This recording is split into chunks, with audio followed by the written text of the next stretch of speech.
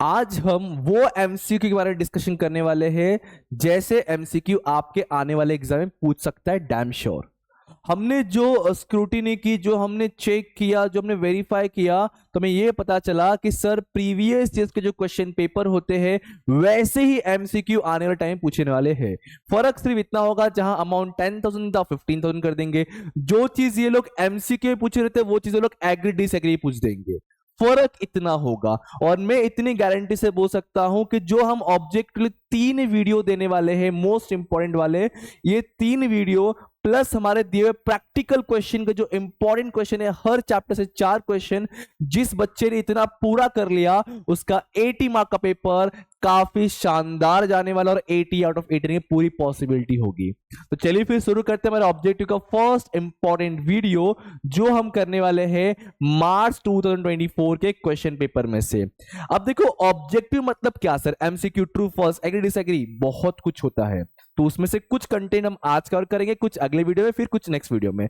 चलिए फिर आ जाइए। यहाँ पे क्वेश्चन 1 दिख रहा है, attempt all of the following subscriptions, find the odd one, अलग पहचानो। मतलब आपको 4 चीज दिया है, 3 चीज बहुत सिमिलर लगेगा, एक आपको अनजाना सा लगेगा, अलग अलग सा लगेगा, और वही अनजाना सा अलग सा ही चीज तुम्हारा इधर का आंसर होगा, जो तुम्हें देगा 1 मार्क्स। सर क्या क्वेश्चन इसे पूरा लिखना है? बिल्कुल नहीं, आपको यहां क्वेश्चन नहीं लिखना है। जहां पे लिखा रहेगा री राइट दी आंसर, वहीं पे आपको क्वेश्चन लिखना है। बस क्वेश्चन लिखने की जरूरत नहीं है। Got it? तो जस्ट आपको यहां पे क्वेश्चन 1 ए का फर्स्ट आंसर, सेकंड का जो भी आंसर रहेगा, आपको बस इस तरीके से लिखते चलना है। एट द एंड मैं इसका आंसर भी दिखाऊंगा, वेट डोंट वरी। और स्टेप मार्किंग मिलता है क्वेश्चंस में, प्रैक्टिस पे नहीं। इसमें तो राइट रहेगा आंसर तो मार्क्स मिलेगा, नहीं मिलेगा। चलिए फिर सबसे पहला क्वेश्चन है, subscribe capital, called up capital, paid up capital और इक्विटी शेयर। देखो, सब्सक्राइब कैपिटल होता क्या है, कितने, ये क्वेश्चन जो है इश्यू ऑफ शेयर्स चैप्टर से, कंपनी अकाउंट से सर। सब्सक्राइब कैपिटल वो होता है कितने लोगों ने हमारे शेयर्स को सब्सक्राइब किया। What it? First thing. Called up, as a company हमने कितना पैसा डिमांड किया है अभी तक, क्या सारा पैसा मांग लिया, कुछ मांग लिया, it's called as called up. Paid up, हमने मांगने के बाद लोगों ने कितना पेड किया, it's called as paid up. और at the end equity shares. Sir equity shares, इन्हीं से फिलहाल ऐसा कुछ लिंक नहीं हो रहा है। Equity share, preference share, this both things are the part of type of the asset shares sir. तो sir equity share, preference shares दोनों टाइप से, ये टाइप्स में नहीं आते, ये तो एक दूसरे लिंक हो रहे, बट ये कोई लिंक नहीं है। तो इसका आंसर सर इक्विटी शेयर्स रहेगा। और जिस बच्चे ने इक्विटी शेयर्स लिखा था, इसका पेपर हम यहाँ पे लेकर आपको एक्सप्लेन कर रहे हैं, उसका आंसर राइट था। कॉन्ग्रेचुलेशन। ओके, आगे बढ़ते सर। अगला क्वेश्चन है बिल्डिंग, बिल्स पेएबल, फर्नीचर और मशीन। थोड़ा ध्यान से देखोगे तो 3 चीजें एक ही जगह का रहेगा और एक चीजें अलग जगह का। आई मीन टू से, आप देख सकते हो बिल्डिंग एसेट में आता है, फर्नीचर मशीनरी भी एसेट में आता है, बट ये जो बिल्स पेएबल है ये सर लाइबिलिटी में आता है। तो ये ऑड हो गया, ये अलग हो गया। तो इसका आंसर क्या रहेगा सर? Bills payable. क्या रहेगा सर? Bills payable. चलिए आगे बढ़ते हैं सर थर्ड क्वेश्चन की तरफ। मैक्स टू मैक्स मैं 15 से 20 मिनट लूंगा, 15 से 20 मिनट के अंदर ये पूरे 20 मार्क का ऑब्जेक्टिव यहां डिस्कशन करके जाऊंगा। और सच बोल रहा हूं, इस 20 में से कम 2 से 3 मार्क तो आपको पूछने ही वाला है। ऐसे 3 वीडियो में बताऊंगा मैं चीज आपको अलग, और वैसे ही ऑब्जेक्टिव आपको आने वाले एग्जाम में पूछेगा भी। चलिए आगे बढ़ते सर हम। Retaining of bill, noting of bill, discounting of bill और इंडोजिंग ऑफ बिल। ये क्वेश्चन कौन से चैप्टर से? Very good, bills of action sir. अब बिल्स ऑफ एक्शन अगर याद रहेगा तो 4 कॉन्सेप्ट था, retaining, discounting of bill, send for collection और इंडोर्समेंट। यस और नो, 4 कॉन्सेप्ट था। अब इस क्वेश्चन में देखो, ये कॉन्सेप्ट है, ये कॉन्सेप्ट और ये कॉन्सेप्ट है। ये तो noting of bill, that is noting charges है, ये वाला कोई कॉन्सेप्ट में नहीं आता, ये चार्जेस में आ गया आपका, तो ये इसमें अलग है। तो आपका इस क्वेश्चन का answer noting of the bill. पहचानना सीखो चीजों को। देखो रट्टूफाई कोई भी कर लेगा, आज आप बैठ कर यहां पे पढ़ लोगे, सीख लो, बट एग्जाम में कुछ पूछ लिया अलग, इसके जैसा ही अलग कुछ पूछ लिया, तो कैसे पहचानोगे? आपको ट्रिक आना चाहिए, तो हम तो ट्रिक ही सीख रहे और कुछ नहीं। चलिए आगे बढ़ते sir. Audit fees, insurance, audit fees, insurance दोनों ही प्रॉफिट लॉस डेबिट का पार्ट है, जो कि एक्सपेंडिचर है। मेडिकल एक्सपेंसेस भी एक्सपेंडिचर है, जो कि प्रॉफिट लॉस डेबिट का पार्ट है अगेन। लेकिन सन्ड्री रिसिप्ट, ये तो पैसा आने की बात कर रहा है। ये तीनों सिमिलर है, लेकिन ये इकलौता रिसिप्ट वाला part sir profit loss credit का पार्ट है, जो कि इनकम है। मतलब इस क्वेश्चन का आंसर है sir this one, sundry receipt. Sundry receipt. चलते आखिरी question, general reserve, creditors, investment, capital. सोच के बताइए, इस बच्चे ने आंसर रॉन्ग लिखा, बता के मैं आपको। देखो ये आपका इसके जैसा क्वेश्चन है, सेकंड जैसा। देखो जनरल रिजर्व लायबिलिटी में आता है, creditors also part of liability, investment asset में आता है, कैपिटल लायबिलिटी। मतलब आंसर क्या बना बताओ फिर मुझे। ऑड वाला पार्ट क्या निकला तुम्हारे इसमें सर? इसमें निकला इन्वेस्टमेंट। तो इन्वेस्टमेंट इज योर एप्रोप्रिएट और एक्चुअल फाइनल आंसर, इन्वेस्टमेंट। बाकी तो भाई लायबिलिटी में आता है, ये तीनों में से एक यही अलग है, यही एक अलविदा कहेगा। That is sir answer investment. तो हमने ये टोटल 5 ऑड एंड इवन कर दिए। ऐसा मान लीजिए कि इसमें से शायद कोई एक क्वेश्चन आपको अगेन एमसीक्यू में या एग्री डिसएग्री पूछ सकता है आने वाले एग्जाम में, पॉसिबिलिटी बहुत ज्यादा है। चलो आगे बढ़ते हैं हम लोग। Do you agree disagree the following statement.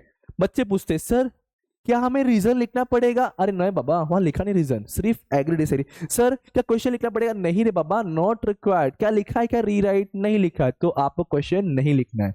You just have to write down question 1 का, बी का पहला एग्री कि disagree, that's it.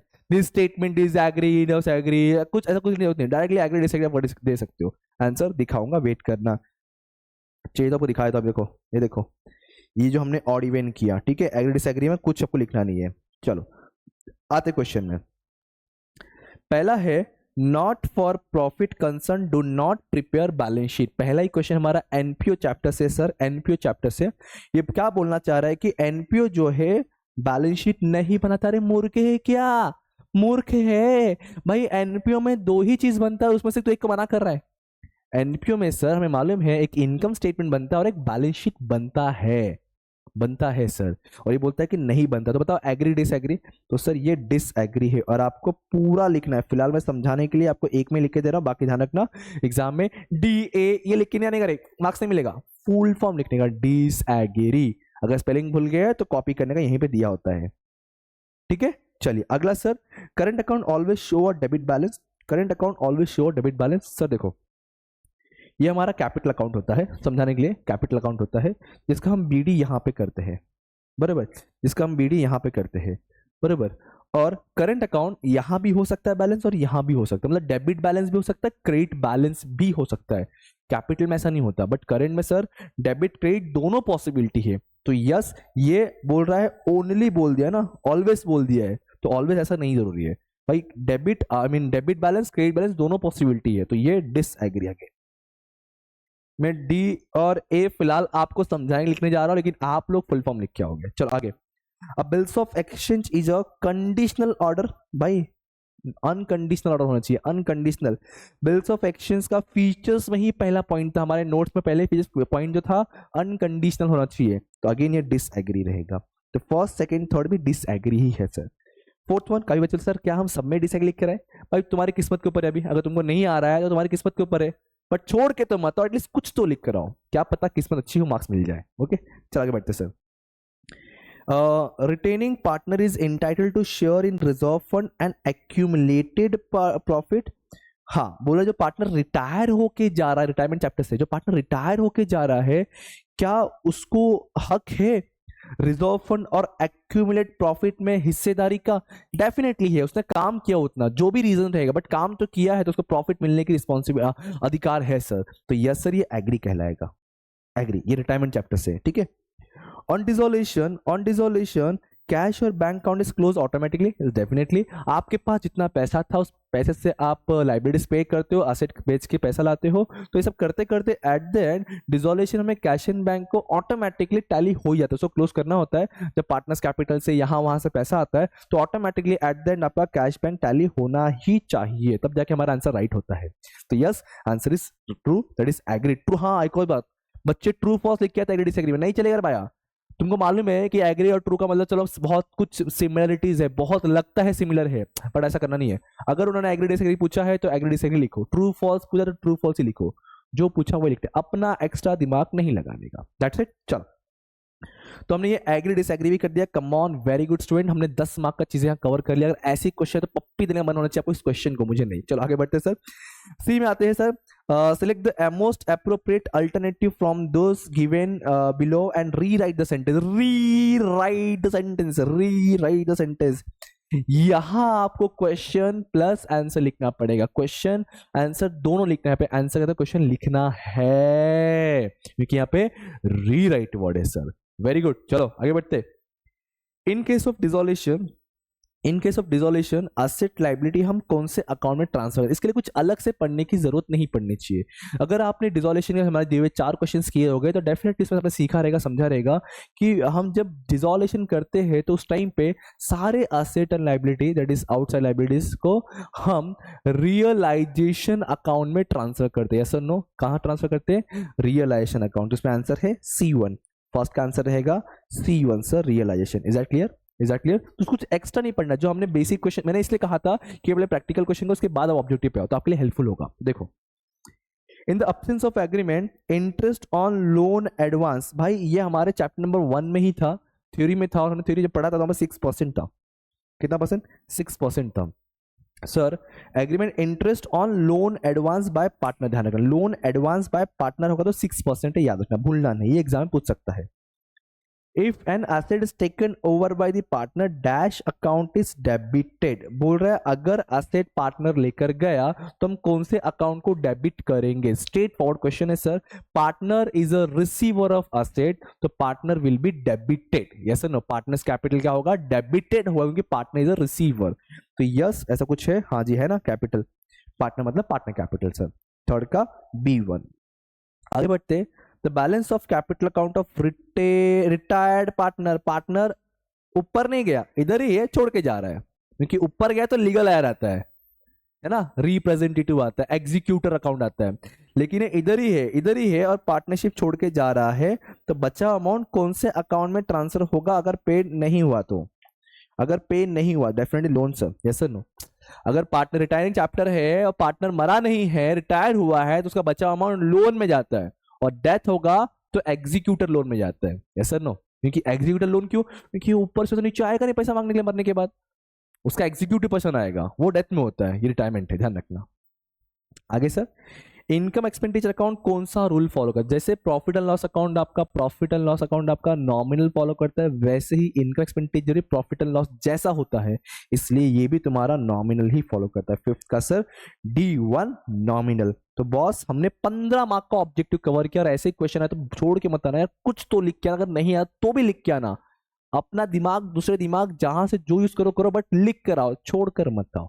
Okay sir, हमने यहाँ पे 15 मार्क का ऑब्जेक्टिव कर लिया। अब चलते हैं नेक्स्ट, लास्ट 5 मार्क का ऑब्जेक्टिव। देखो ज्यादातर मैं देखा हूं कि बच्चों को डिफिकल्टीज कहाँ फेस होती है? 1 वर्ड और 1 सेंटेंस में। बहुत ज्यादा डिफिकल्टीज आपको यहाँ फेस होती है, क्योंकि आपको वर्ड स्पेलिंग एंड ऑल लिखना है, तो ध्यान से लिखना थोड़ा सा, ठीक है। चलिए अगेन यहाँ पे रीराइट नहीं लिखा है तो आपको क्वेश्चन लिखने की जरूरत नहीं है, you can start with directly answer. पहला, Tally software, Tally software is classified into this category. भाई कौन सा कैटेगरी में? हमने सीखा है सर, हमने सीखा है मर्केंटाइल। इसके अलावा आप इसको लीगल लाइसेंस भी बोल सकते हो, लीगल एंड लाइसेंस वगैरह, ठीक है। तो मर्केंटाइल वगैरह लीगल लाइसेंस में कैटेगरी डिवाइजन है सर, आप ये इसका आंसर लिख सकते हो, ठीक है, 1 वर्ड में। अगेन बस आपको सिर्फ क्या लिखना है सर? आंसर लिखना है, और कुछ लिखने की जरूरत नहीं है। ओके आगे बढ़े। Partnership agreement is written form, क्या बोलते हैं उसको हम लोग? अगर पार्टनरशिप एग्रीमेंट है, जैसे बोला बाली हुआ है एग्रीमेंट, जब रिटर्न में आके क्या बोलते हैं? डीड बोलते हैं सर। क्या बोलते हैं उसको हम लोग? सर बोलते हैं पार्टनरशिप डीड। क्या बोलते हैं? Partnership deed. दिख रहा है ना? थोड़ा येलो येलो डॉटी पहले कर दो, दिख जाएगा आप लोग को। पार्टनरशिप डीड बोलते हैं, क्या बोलते हैं सर हम लोग? Partnership deed. अगला, an assets, an assets which can be convert into cash immediately. आपका वर्टिकल वो बैलेंस शीट चैप्टर में से, ऐसा एसेट जो तुरंत हम कैश में कन्वर्ट कर सके, वैसे एसेट को हम क्या कहते हैं सर? उसको बोलते हैं लिक्विड एसेट। क्या बोलते हैं उसको हम लोग? Liquid asset. इसके बहुत सारे नाम है, लिक्विड एसेट हो गया, क्विक एसेट हो गया, एसिड असीड एसेट हो गया, ACID वाला। तो ऐसे अलग अलग नाम है, आप तीनों में से कोई भी लिखो, आपका आंसर मिलेगा, मार्क्स मिलेगा, ठीक है। अगला है अ पर्सन हु रिप्रेजेंट, अब भी डिस्कशन हुआ ऊपर, जो अब भी लोन वाला क्वेश्चन था, अब भी वहां पे डिस्कशन हुआ सर। क्या बोलते हैं इसको हम लोग? अब भी डिस्कशन हुआ इसको। आप किधर गया? इसको आप क्या बोल सकते हो, लीगल हायर बोल सकते हो, फिर एग्जीक्यूटर लोन बोल सकते हो। आप इनमें से कोई भी वर्ड आप लिखते हो तब को आपका मार्क्स मिलेगा, डोंट वरी। लीगल हायर हो गया, एग्जीक्यूटर हो गया, नॉमिनी हो गया, ये सारे वर्ड में से आप कोई भी वर्ड आप इसमें लिख सकते हो, ठीक है। आगे बढ़े, आगे बढ़े क्या, बोलिए। लीगल, हाँ क्या लीगल है, ये लीगल, लीगल है। Last one, the debit balance of income expenditure account. बड़ा फेवरेट क्वेश्चन होता है बोर्ड का ये, क्योंकि ये क्वेश्चन आपका प्रॉफिट लॉस के अंदर ही बन सकता है। प्रॉफिट लॉस अकाउंट का डेबिट बैलेंस क्या होता है, तो प्रॉफिट लॉस का डेबिट बैलेंस मतलब, देखो ये प्रॉफिट एंड लॉस है, डेबिट बैलेंस मतलब क्या बोलना चाह रहा है कि डेबिट का ज्यादा क्रेडिट का कम, क्रेडिट का कम मतलब वो बोल रहा है नेट लॉस, है ना। डेबिट बैलेंस मतलब नेट लॉस, क्रेडिट बैलेंस मतलब नेट प्रॉफिट, अपोजिट होता है।